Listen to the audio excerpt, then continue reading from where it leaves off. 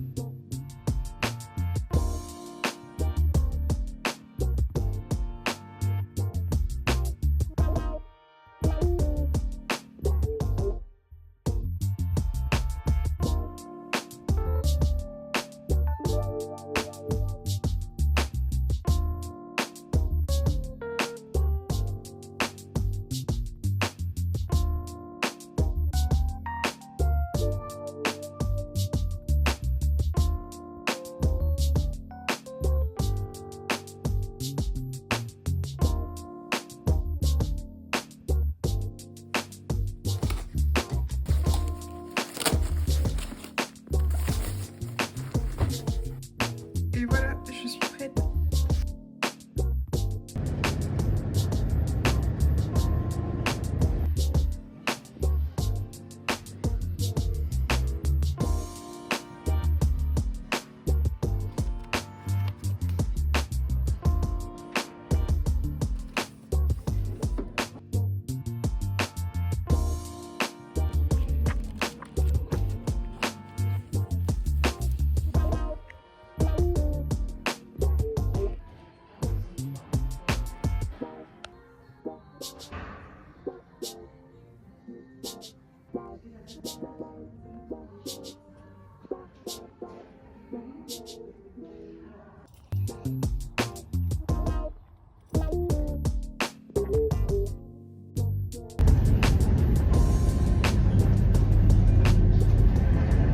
Maintenant que je suis rentrée, je vais reprendre point par point tout ce que j'ai étudié ce matin à la bibliothèque.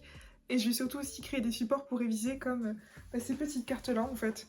C'est quelque chose que j'aime bien créer, donc en gros, voilà, je me mets une phrase, donc là les sources de protéines, et d'ailleurs je me mets les réponses que je suis censée connaître. Et lorsque je rentre à la maison, ce que j'aime bien, c'est pouvoir varier du coup toutes les méthodes d'apprentissage possibles. Donc grâce au CMDQ, on peut avoir des webinaires, on peut avoir des vidéos, mais aussi des PDF et plein d'exercices. Et ce que j'aime aussi, c'est pouvoir écouter des podcasts, pouvoir m'enrichir grâce aux lectures. Ils nous proposent beaucoup de bibliographie dans nos cours et voilà, c'est des choses ou même des sites internet avec des articles, plein de trucs sur lesquels on peut s'appuyer dans nos recherches.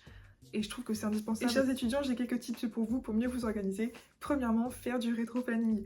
Ça a sauvé mon organisation. Et oui, parce qu'en fait, vous prenez votre date butoir, vous allez diviser votre charge de travail jusqu'à la date butoir et chaque semaine, chaque jour, vous allez vous créer des objectifs en fonction des tâches que vous avez à faire. Pas de panique, si vous ne remplissez pas totalement vos objectifs, vous pouvez toujours les rattraper, c'est pas gravissime. Mais je sais que cette méthode-là, d'avoir vraiment l'objectif final et petit à petit organiser ma semaine, mes jours en fonction de ce que je veux faire pour la date finale, ça a révolutionné sincèrement mon organisation. Ensuite, si j'ai vraiment un conseil à vous donner, c'est de bien scinder votre temps de repos et votre temps d'apprentissage. Ce sont deux choses bien différentes, mais quand on travaille à domicile, parfois c'est compliqué de différencier les deux, c'est compliqué de bien délimiter chacun leur espace, chacun leur temps. Donc voilà, un conseil, planifiez bien vos plages horaires de travail, faites des pauses quand vous ressentez le besoin, quand vous sentez que vous êtes fatigué, allez marcher, allez vous oxygéner, allez prendre un peu l'air, vous voyez. Ça fait toujours du bien. Donc pour résumer, si j'ai quelques conseils à vous donner, c'est vraiment varier vos types d'apprentissage, trouvez la méthode de révision qui vous convient particulièrement, puis contactez le tutorat si vous avez besoin d'aide, si vous avez des questions, ils seront là pour vous répondre. Et je peux vous garantir que c'est vraiment génial de pouvoir compter sur un professionnel pour vous aider, pour vous aiguiller dans vos choix, dans vos questionnements, et voilà, ça répond à beaucoup de doutes. Donc pour conclure, je dirais simplement que cette formation m'a vraiment permis de me plonger dans un domaine qui me passionne, tout en gardant une certaine liberté dans mon organisation. Un cadre sérieux et très complet, donc si t'as envie d'apprendre autrement, que tu t'intéresses aux médecines douces et qu'en plus tu cherches un bon accompagnement, franchement je pense que tu peux largement trouver ton bonheur au CMTQ. Et si tu veux découvrir d'autres contenus gratuits autour de la formation, n'hésite surtout pas à t'abonner à la chaîne. Et je te remercie encore une fois d'avoir regardé cette vidéo, et à bientôt je l'espère.